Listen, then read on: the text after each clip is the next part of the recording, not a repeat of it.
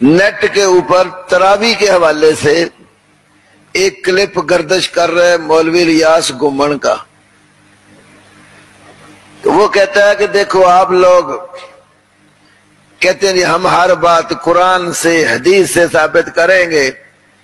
تو آپ تراویح پڑھتے ہیں, تراویح ہم بھی پڑھتے ہیں, پورا مہینہ آپ بھی پڑھتے ہیں اور پورا مہینہ ہم بھی پڑھتے ہیں, پورا قرآن آپ بھی ختم کرتے ہیں اور پورا قرآن ہم بھی ختم کرتے ہیں, آپ بھی عشاء کی نماز کے بعد پڑھتے ہیں, ہم بھی عشاء کی نماز کے بعد پڑھتے ہیں, آپ 8 رکعت کہتے ہیں, ہم 20 کہتے ہیں.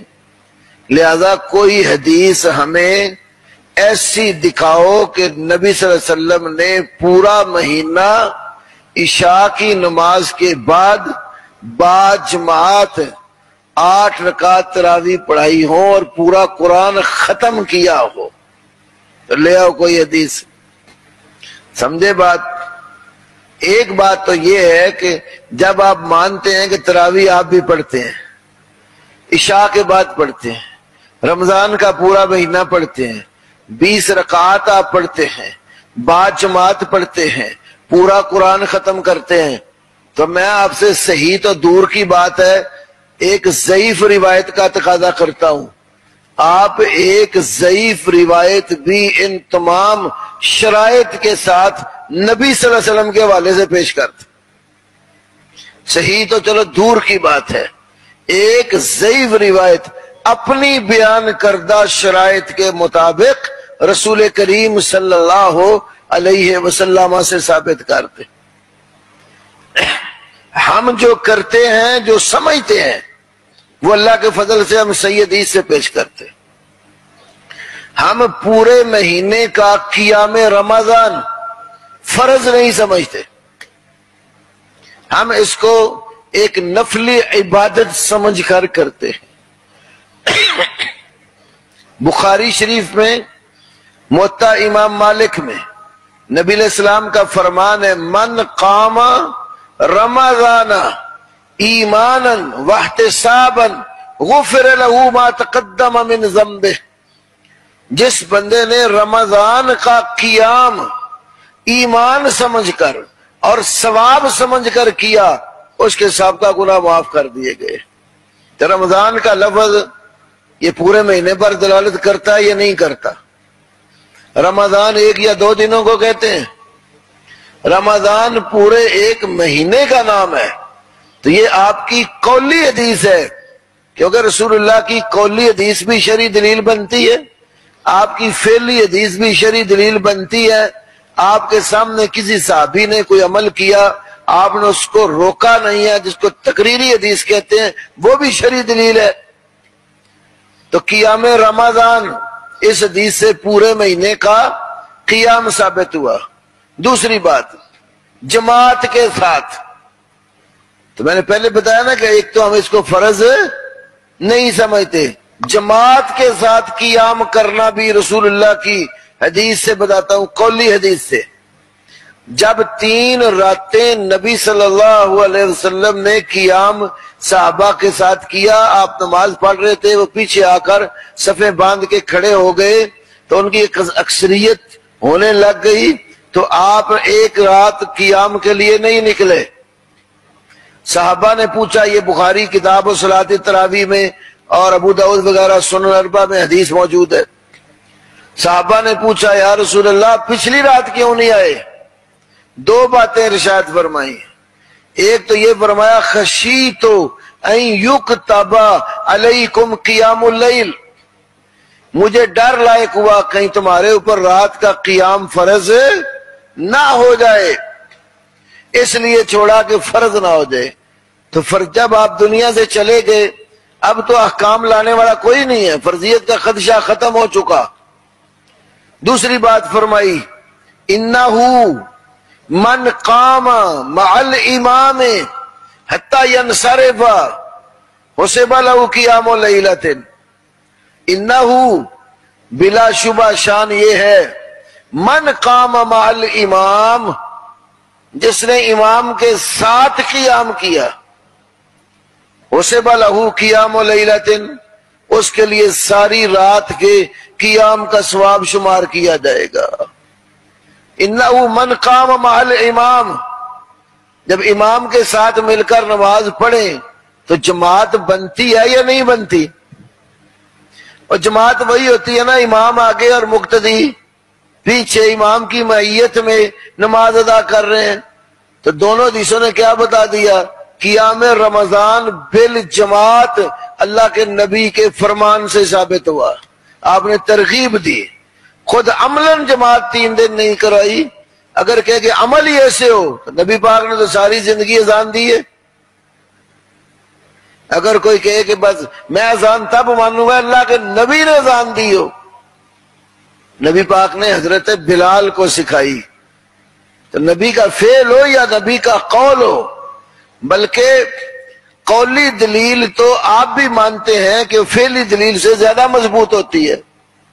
تو قیام رمضان اور قیام مع الامام، یہ دونوں حدیثیں اس بات کی دلیل ہے کہ امام کے ساتھ مل کر پورا مہینہ قیام کیا جا سکتا ہے۔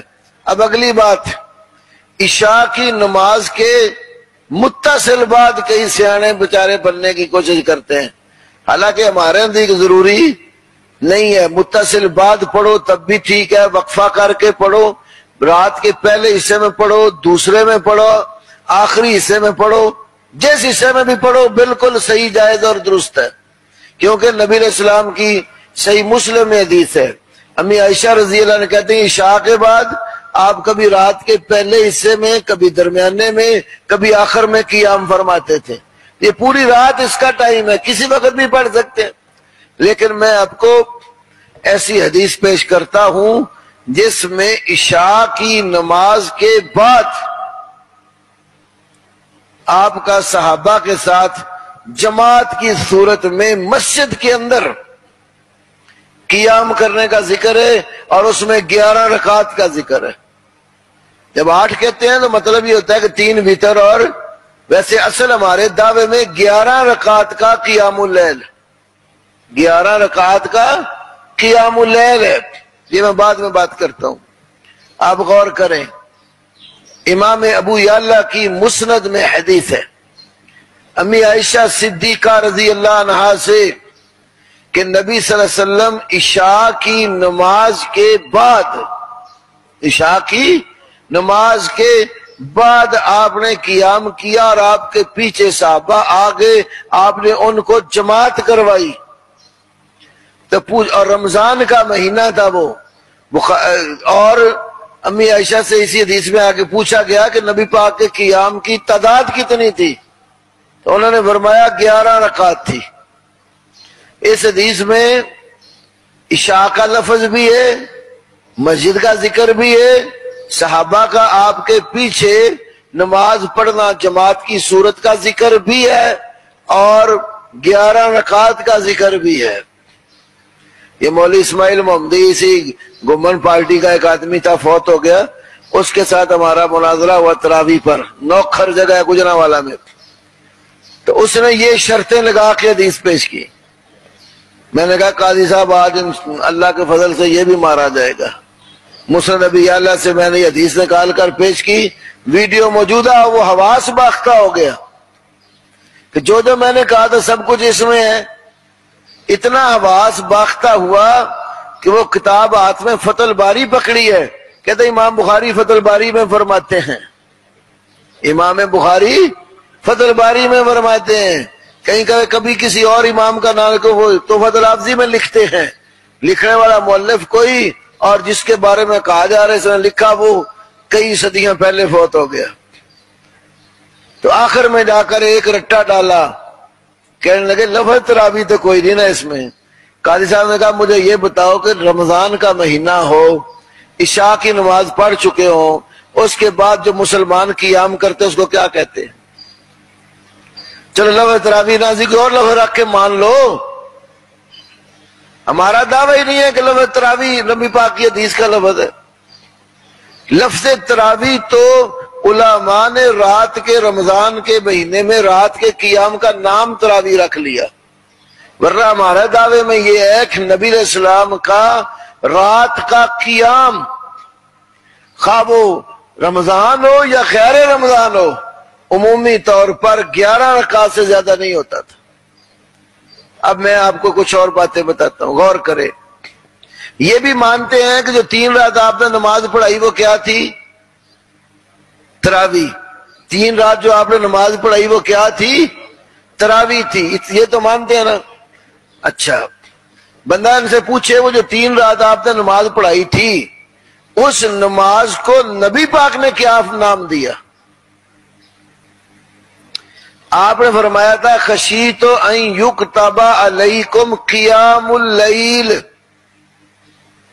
اس سے ملتے جلتے اور بھی الفاظ کے ساتھ کبھی کئی بعض روایتوں میں قیام رمضان اور بعض میں قیام اللیل۔ نبی پاک نے فرمایا مجھے قیام اللیل کے فرض ہونے کا ڈر ہے۔ تو قیام اللیل کیا ہوتا ہے؟ عام طور پر قوم کو دھوکہ دیتے ہوئے کہتے ہیں قیام رمضان کا معنی تراویح اور قیام اللیل کا معنی تہجد۔ اچھا، تو شب قدر کو جو قیام کریں، قیام لیلۃ القدر، کیا معنی کرو گے؟ نبی پاک نے قیام رمضان بھی بتایا، من قام رمضان، یہ بھی فرمایا من قام لیلۃ القدر ایمانا واحتسابا غفر له ما تقدم من ذنبہ۔ جس نے شب قدر کا قیام ایمان اور ثواب سمجھ کر کیا اس کے سب کا گناہ معاف کر دیے گئے۔ اب اس کا کیا نام بن گیا پھر؟ قیام لیلۃ القدر۔ تو قیام لیلۃ القدر کا کیا معنی کرو گے؟ تو قیام رمضان تو وہ رمضان کے مہینے کی نسبت سے اس کو قیام رمضان کہا۔ قیام اللیل کا لفظ یا صلاۃ اللیل کا لفظ بھی حدیثوں میں آتا ہے، تو وہ صلاۃ اللیل یا قیام اللیل عام رات کی نسبت سے معنی کیا، شب قدر کو کی نسبت سے اسی کو قیام لیلۃ القدر کہا۔ مختلف صفات کی وجہ سے اس کے آگے اس کا اضافت جو کی گئی وہ صفات کی وجہ سے کی گئی، تو کہا تو اس کو قیام اللیل نا۔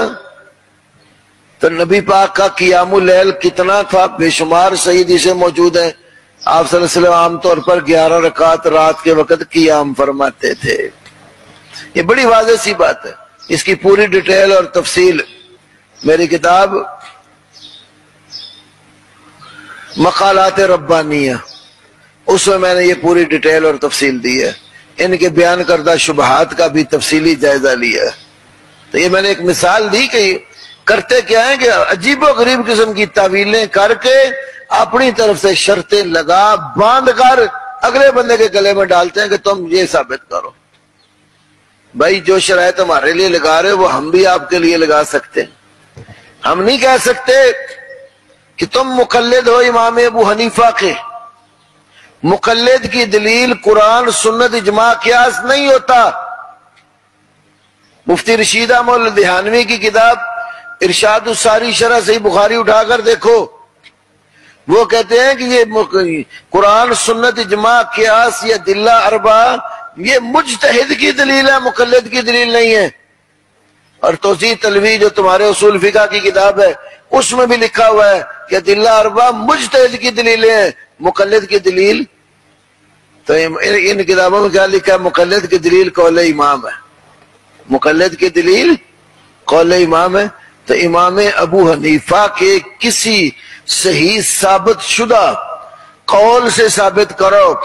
انہوں نے فرمایا یہ ساری شرطیں مدنظر رکھ کر فرمایا ہو کہ عشاء کی نماز کے متصل بعد مسجد کے اندر امام کے پیچھے کھڑے ہو کر 20 رکعات تراویح پڑھنا سنت مؤکدہ ہے، اور پورا قرآن ختم کرنا بھی اس کے اندر سنت مؤکدہ ہے۔ جو تمہارا موقف ہے ایک ہی امام ابو حنیفہ کے کسی قول سے ثابت کرو، کیونکہ تم تو قرآن حدیث پیش نہیں کر سکتے۔ ہاں بعض کہہ دیتے ہیں جی ہم مجتہد کی دلیل بیان کر سکتے ہیں، تو امام ابو حنیفہ سے ثابت کر کے بتاؤ کہ امام صاحب نے اس کے لیے کوئی آیت حدیث بیان کی ہو۔ تم اپنی طرف بیان کر کے نہیں کہہ سکتے کہ امام ابو حنیفہ کی دلیل ہے۔ یہ ضرور بتانا پڑے گا کہ امام ابو حنیفہ نے کس آیت اور کس حدیث سے یہ دلیل لی ہے، اور وہ ثابت بھی کرنا ہوگا کہ وہ حدیث ان کے سامنے تھی، اور صحیح طریق سے ثابت کرنا ہوگا۔ اللہ کے فضل سے قیامت کی دیواروں تک یہ ثابت نہیں کر سکتے کہ امام ابو حنیفہ نے یہ شرائط جو گھمن صاحب لگا رہے ہیں، ان شرائط کے ساتھ صلاۃ تراویح کو اس طرح سنت قرار دیا ہو۔ کیونکہ مولوی عبدالحی لکھنوی کی کتاب ہے تحفۃ الاخیار، اس کے ٹائٹل پر لکھا 20 رکعت سنت تراویح جو سنت موقدہ ہے۔ تو بھئی سنت موقدہ ہوتی کیا ہے؟ جو آپ لوگوں نے سنت موقدہ کی شرح کی ہے وہ رکھو نا یہاں سامنے۔ جو عمل نبی صلی اللہ علیہ وسلم نے مسلسل کیا ہو، زندگی میں کبھی ایک آدھ بار بیان جواز کے لیے ترک کیا ہو، ورنہ تسلسل کے ساتھ آپ کا جو عمل ہے اس کو یہ سنت موقدہ کہتے ہیں۔ تو ثابت کرو پھر تسلسل کے ساتھ اللہ کے نبی نے پورا مہینہ تراویح 20 رکعات جماعت کے ساتھ پڑھائی ہو، جبکہ ایسا نہیں۔ پھر کہتے ہیں ہم تو حضرت عمر سے لیتے ہیں، حضرت عمر نے 20 رکعات تراویح پڑھائی۔ حضرت عمر نے بالکل 20 رکعات نہیں پڑھائی۔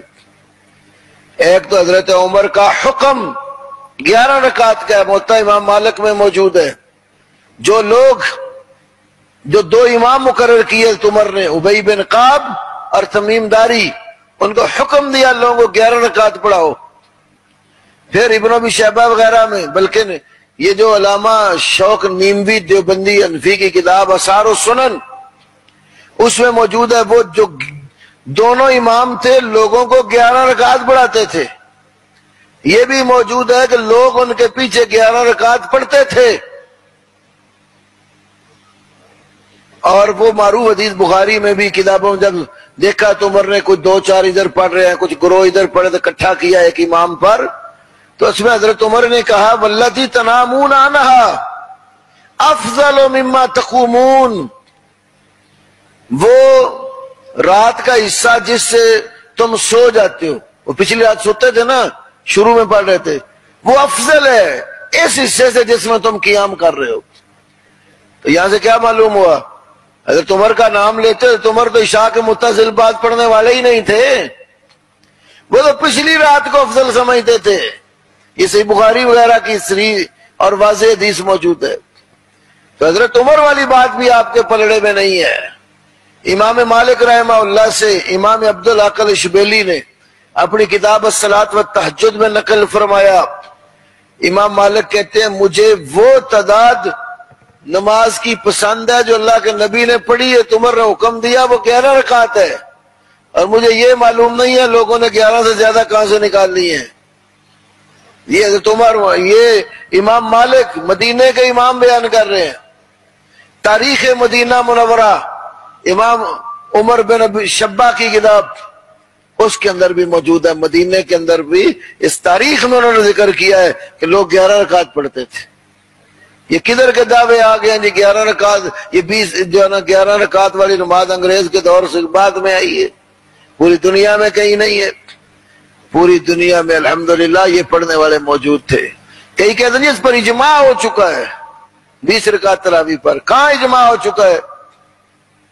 تمہاری المحیط برہانی کی جو کتاب ہے بڑی فقہ کی، اس میں لکھا امام شافعی 36 رکعت کے قائل تھے، تو اجماع کدھر ہو گیا؟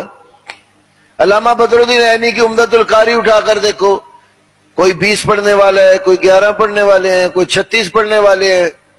جب مختلف تعداد والے لوگ مسلمانوں میں اماموں میں موجود ہیں تو اجماع کہاں گیا؟